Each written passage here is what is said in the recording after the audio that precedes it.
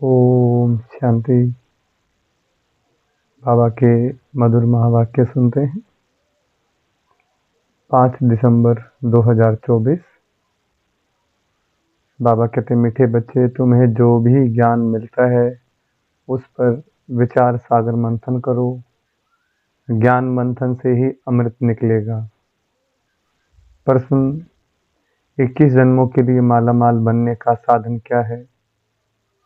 उत्तर, ज्ञान रत्न जितना तुम इस पुरुषोत्तम संगम युग पर ज्ञान रत्न धारण करते हो उतना माला माल बनते हो। अभी के ज्ञान रत्न वहाँ हीरे जवाहरात बन जाते हैं। जब आत्मा ज्ञान रत्न धारण करे, मुख से ज्ञान रत्न निकाले, रत्न ही सुने और सुनाए, तब उनके हर्षित चेहरे से बाप का नाम बाला हो। आसुरी गुण निकले तब माला माल बने। ओम शांति। बाप बच्चों को ज्ञान और भक्ति पर समझाते हैं। यह तो बच्चे समझते हैं कि सतयुग में भक्ति नहीं होती, ज्ञान भी सतयुग में नहीं मिलता। श्री कृष्ण न भक्ति करते हैं न ज्ञान की मुरली बजाते हैं। मुरली माना ज्ञान देना, गायन है ना मुरली में जादू, तो जरूर कोई जादू होगा ना। सिर्फ मुरली बजाना यह कॉमन बात है। फकीर लोग भी मुरली बजाते हैं। इसमें तो ज्ञान का जादू है। अज्ञान को जादू नहीं कहेंगे। मनुष्य समझते हैं श्री कृष्ण मुरली बजाता था, उनकी बहुत महिमा करते हैं। बाप कहते हैं श्री कृष्ण तो देवता था। मनुष्य से देवता, देवता से मनुष्य, यह होता ही रहता है।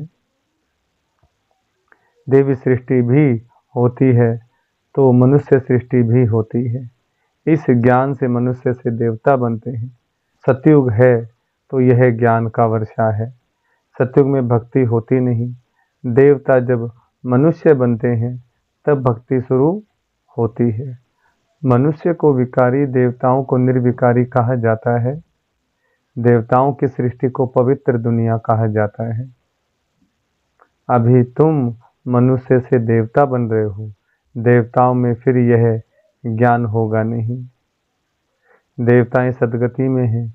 ज्ञान चाहिए दुर्गति वालों को। इस ज्ञान से ही देवी गुण आते हैं।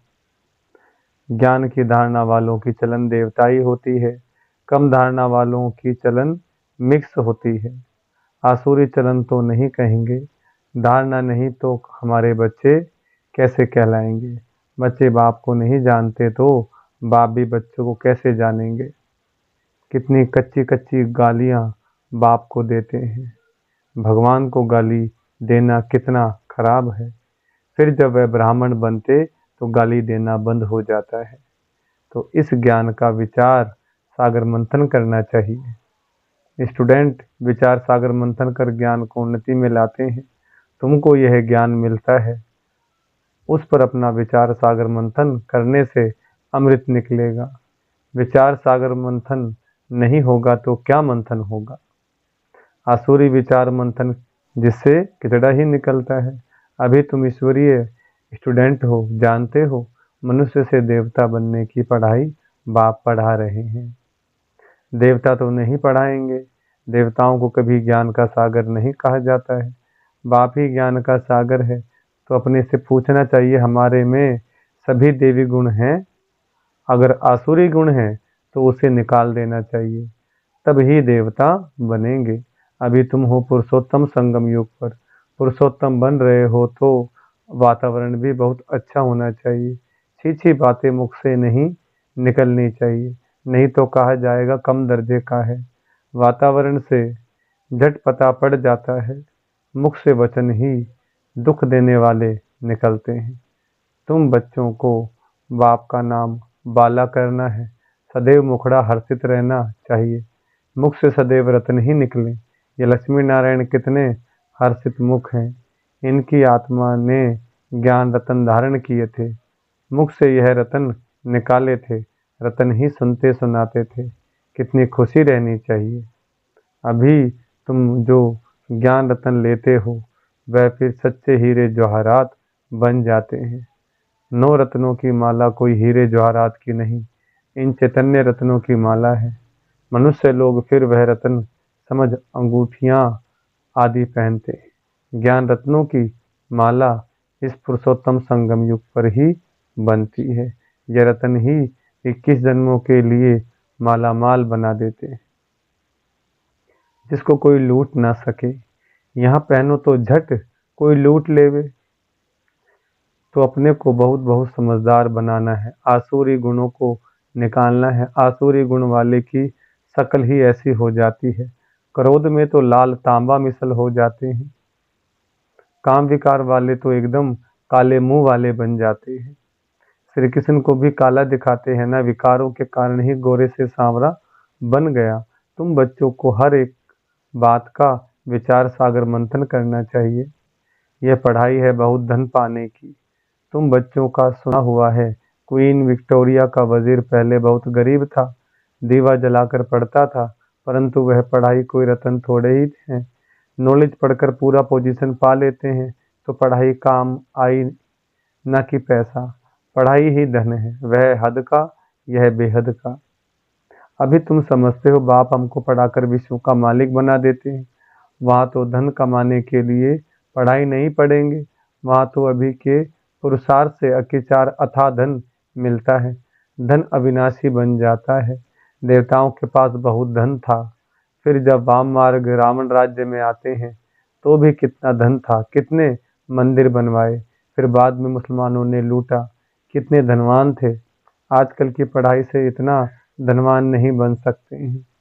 तो इस पढ़ाई से देखो मनुष्य क्या बन जाते हैं, गरीब से साहूकार। अभी भारत देखो कितना गरीब है। नाम के साहूकार भी जो हैं उनको तो फुर्सत ही नहीं, अपने धन पोजीशन का कितना अहंकार रहता है। इसमें अहंकार आदि मिट जाना चाहिए। हम आत्मा है, आत्मा के पास धन दौलत हीरे जवाहरात आदि कुछ भी नहीं है। बाप कहते मीठे बच्चे, देह सहित देह के सभी संबंध छोड़ो। आत्मा शरीर छोड़ती है तो फिर साहूकारी आदि सब खत्म हो जाती है। फिर जब नए सिर से पढ़े, धन कमाए, तब धनवान बने। या तो दान पुण्य अच्छा किया होगा तो साहूकार के घर में जन्म लेंगे। कहते हैं ये पास्ट कर्मों का फल है। नॉलेज का दान दिया है, वह कॉलेज धर्मशाला आदि बनाई है तो उसका फल मिलता है, परंतु अल्प काल के लिए। यह दान पुण्य आदि भी यहाँ किया जाता है, सतयुग में नहीं किया जाता है। सतयुग में अच्छे ही कर्म होते हैं, क्योंकि अभी का वर्षा मिला हुआ है। वहाँ कोई भी कर्म विक्रम नहीं बनेगा, क्योंकि रावण ही नहीं, विकार में जाने से विकारी कर्म बन जाते हैं, विकार से विक्रम बनते हैं। स्वर्ग में विक्रम कोई होता नहीं, सारा मदार कर्मों पर है। यह माया रावण अवगुणी बनाता है, बाप आकर सर्वगुण संपन्न बनाते हैं। रामवंशी और रावणवंशी की युद्ध चलती है।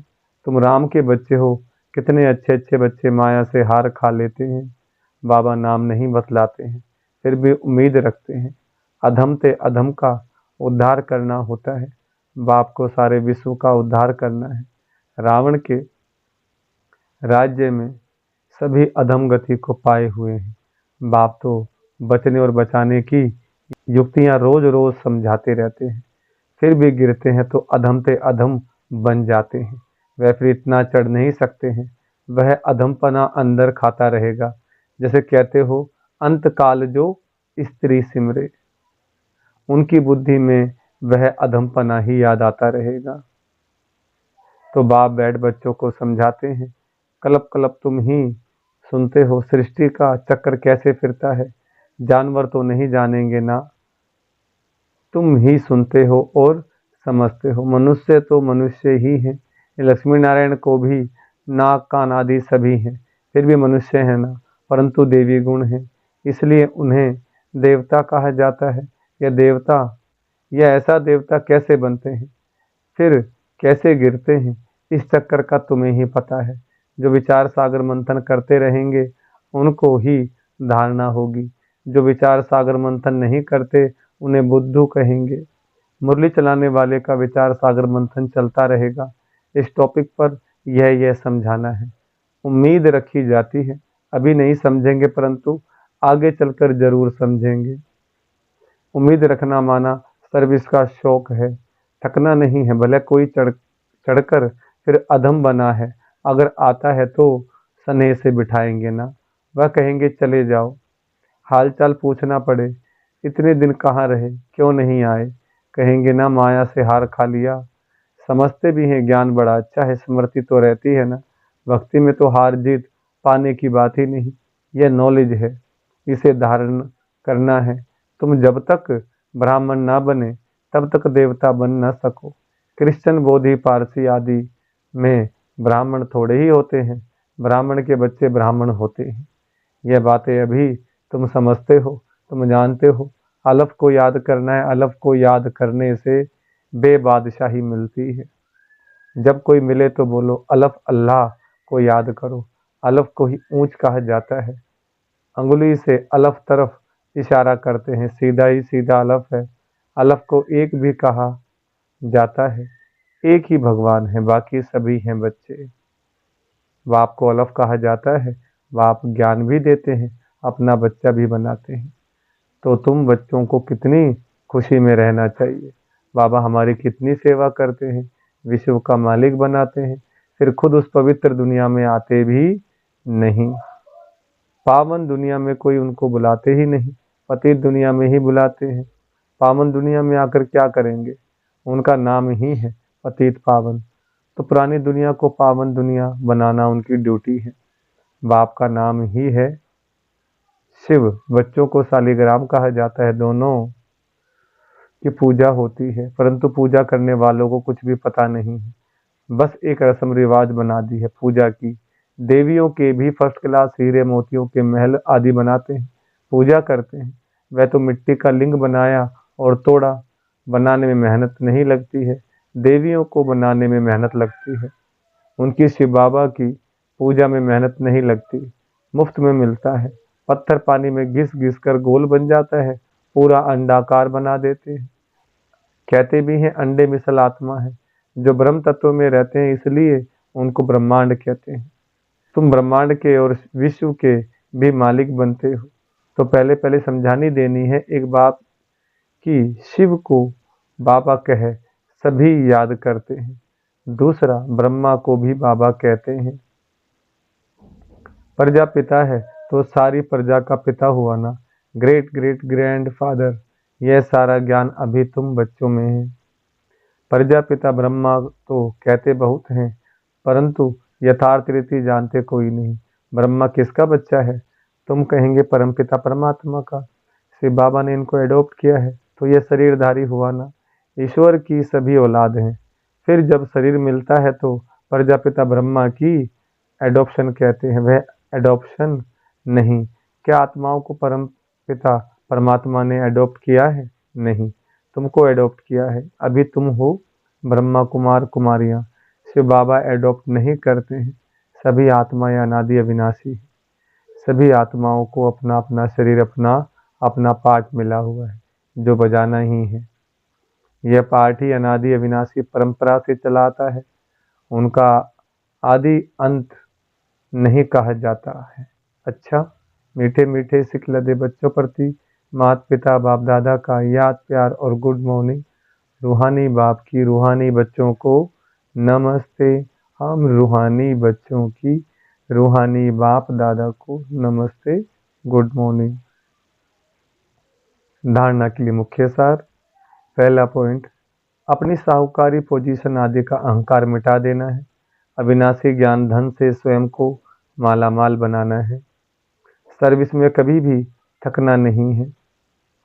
दूसरा, वातावरण को अच्छा रखने के लिए मुख से सदैव रतन निकालने हैं। दुख देने वाले बोल ना निकलें, यह ध्यान रखना है। हर्षित मुख रहना है। वरदान, कैसे भी वायुमंडल में मन बुद्धि को सेकंड में एकाग्र करने वाले सर्वशक्ति संपन्न भव। वरदान का विस्तार बाप दादा ने सभी बच्चों को सर्व शक्तियां वर्षे में दी हैं। याद की शक्ति का अर्थ है मन बुद्धि को जहां लगाना चाहो वहां लग जाए। कैसे भी वायुमंडल के बीच अपने मन बुद्धि को सेकंड में एकाग्र कर लो। परिस्थिति हलचल की हो, वायुमंडल तमोगुणी हो, माया अपना बनाने का प्रयत्न कर रही हो, फिर भी सेकंड में एकाग्र हो जाओ। ऐसी कंट्रोलिंग पावर हो, तब कहेंगे सर्वशक्ति संपन्न। स्लोगन: विश्व कल्याण की जिम्मेवारी और पवित्रता की लाइट का ताज पहनने वाले ही डबल ताजधारी बनते हैं। अच्छा, ओम शांति।